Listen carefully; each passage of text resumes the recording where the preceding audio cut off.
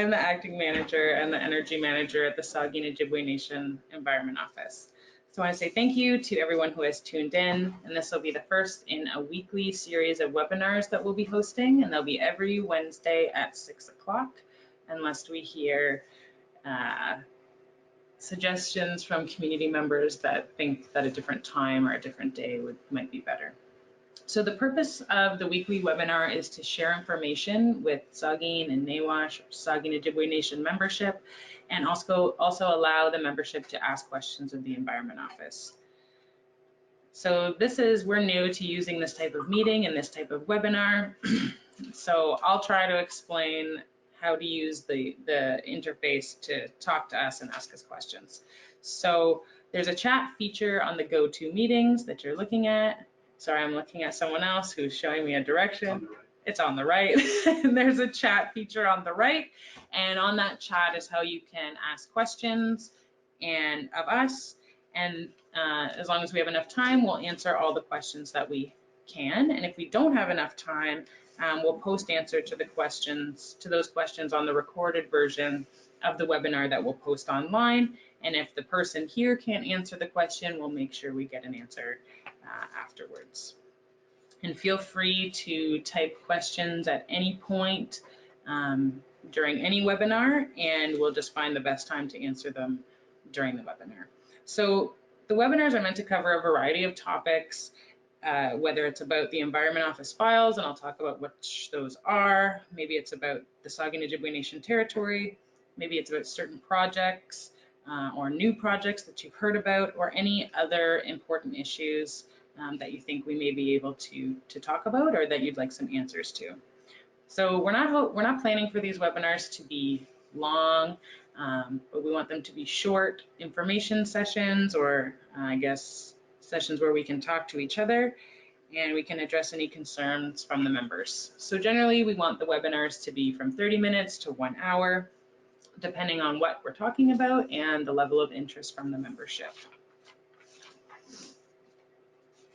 So like I said, we'd like to hear what membership would like to discuss. So you can submit topic ideas in the chat if you wish, but we also want you to submit your topic ideas through a form at our website. So that's www.saugeenojibwaynation.ca/weekly webinar. And we can't guarantee that all the topics and questions will make it into the webinar, depending on how many we get, but we'll do our best to address all the questions and all the topics that come up. So I just want to start this webinar just to talk a little bit about the Saugeen Ojibway Nation Environment Office, what it is, what it does, and who works there. So the SON Environment Office was created by the Saugeen Ojibway Nation Joint Council around 2004. So for those of you who don't know, the Saugeen Ojibway Nation Joint Council is the combined council of Saugeen First Nation and Chippewas of Nawash Unceded First Nation. And this joint council comes together to discuss and make decisions about projects or topics that affect the Saugeen Ojibway Nation territory as a whole. So the joint council does not get involved in matters that relate to each individual community on its own. So the Environment Office was created to support the work of the Joint Council and act as a technical body to support the work of the Joint Council. So a big part of this is the duty to consult. So in the Saugeen Ojibway Nation territory, there's a huge number of projects ranging from projects that might seem small that happen at the municipal level around lands and zoning, to pits and quarries, to bigger projects like the one that many of you know about right now, the DGR project. And for all these projects, there's a duty to consult. So with this duty to consult, the First Nation has to do a lot of things, has to do maybe technical reviews, has to engage with proponents, has to look at what all the potential impacts of a project are. And this is where the Environment Office comes in. So we act as sort of the front door to the Joint Council. So we get notifications of new or ongoing projects and anything that we feel might impact the Aboriginal and treaty rights of the Saugeen Ojibway Nation membership or the environment of the territory. We flag that, we work through the issue, And we bring that to either committees that are part of the Joint Council or to the Joint Council itself, and we go from there. So like I said, we deal with a variety of projects at the Environment Office. We have different staff who deal with different technical issues, and maybe I'll talk about the staff now. So right now we have 14 staff members at the Environment Office, and I'm going to list them all and all the work that each of them do.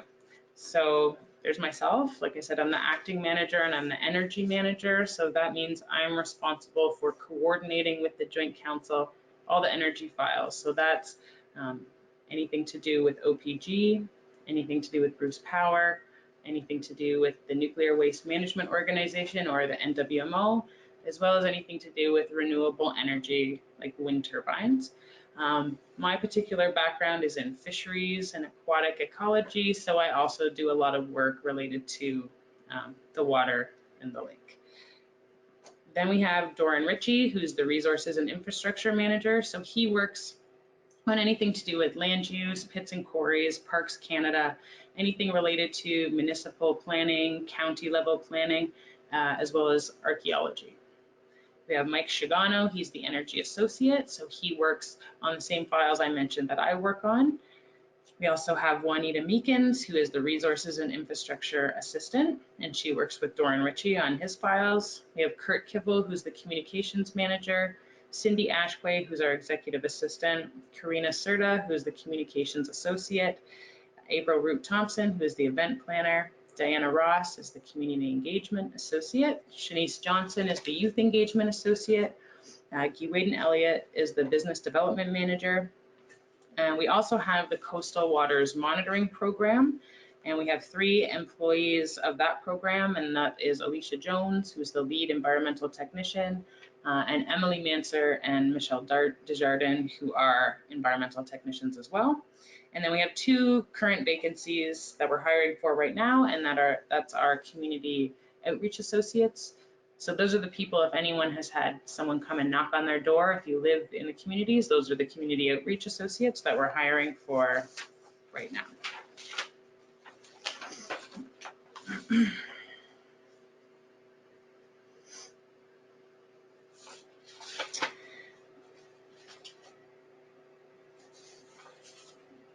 So because this is the first time I'm doing this, I'm just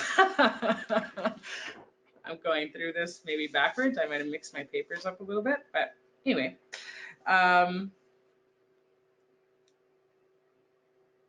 So I guess I'm just going to go back to the Environment Office really briefly and maybe debunk some myths about the Environment Office.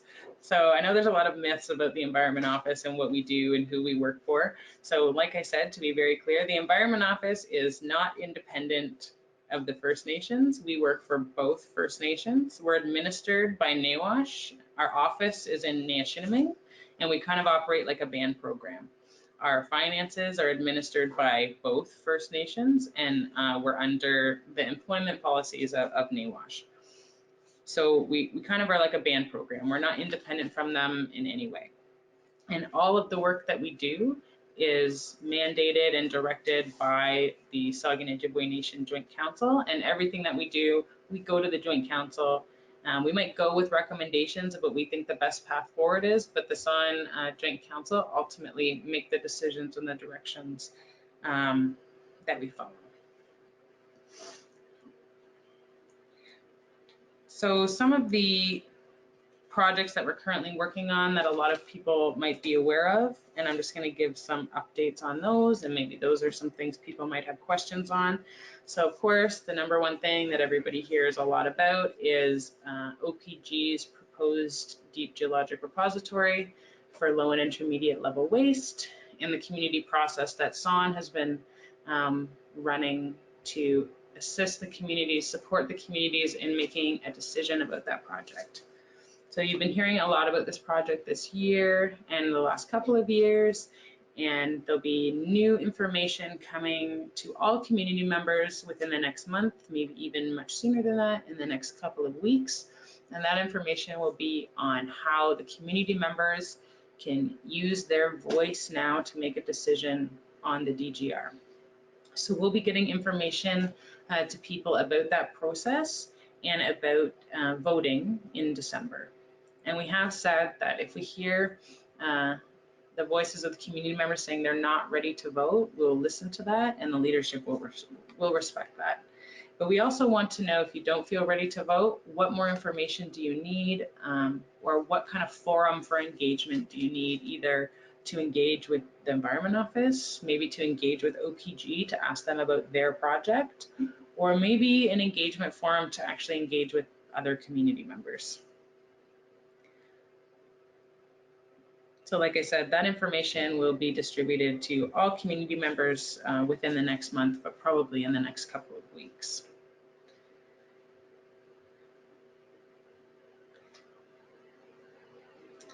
Another project that we have that's ongoing that some people might have heard about is the Coastal Waters Monitoring Program. So that program started this May, and it is an environmental monitoring program that's meant to look at the health and condition of all of the coastal areas of the entire territory. And maybe if you don't know, the territory of the Saugeen Ojibway Nation goes from the Maitland River in the south, so if you go along the shore of Lake Huron, all the way to Tobermory, and then all the way back south to the Nottawasaga River.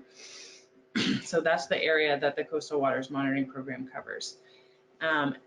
It's been a really great program. They've collected a lot of information, and in a few weeks, on October 16th and 17th, we'll be having community meetings in both communities, the 16th in Nawash and the 17th in Saugeen. And the Coastal Waters Monitoring Program crew will be there, and they'll have a lot of information about what they've learned this summer and all the different fish species they've collected, what kind of water quality data they've collected, and all the information they've collected about temperature. And they'll be there to share that with everyone, and you can ask questions and learn about that program and what we're going to do more of next year. We also just recently, a few weeks ago, had a boat tour up at Tobermory at Fathom 5, and we invited community members. I think we had 120 community members on that boat tour, and it was a great success. I hear we've had a lot of positive feedback on that, and that was really an opportunity for community members to be together and to, you know, spend the day with each other in the waters of the territory and to learn a little bit more about the territory as well.